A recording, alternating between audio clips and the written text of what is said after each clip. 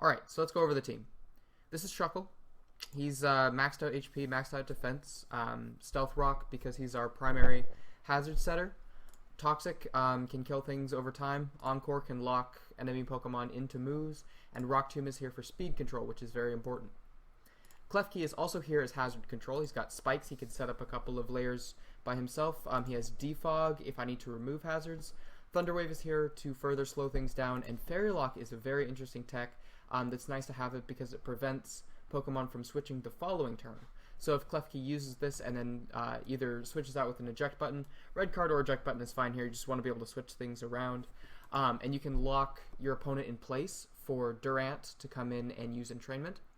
Durant is up next, of course, as our primary Entrainment user. He also has his physical coverage options.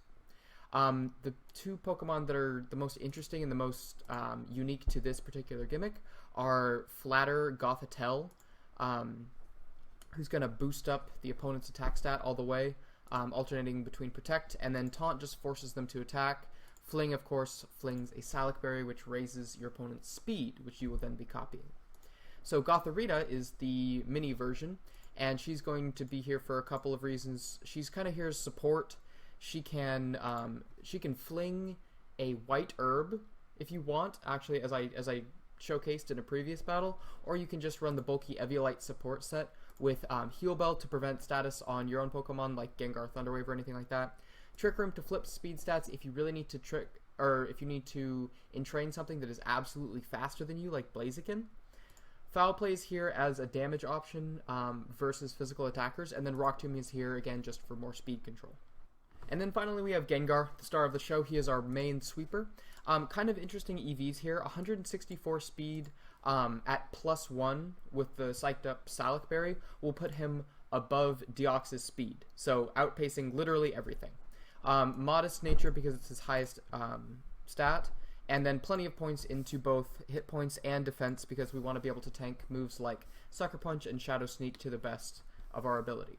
Now, for moves, Psych Up, of course, is essential so that we can copy the stat boosts that we have given our opponent.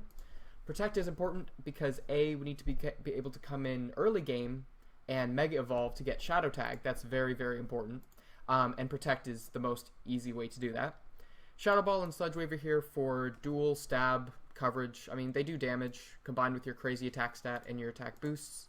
Other options here include, I suppose, Dazzling Gleam, maybe Focus Miss if you wanted.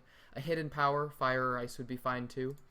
Your other option here, if you want to go all out with hazards, you could run Toxic Spikes, Hex, and Venoshock.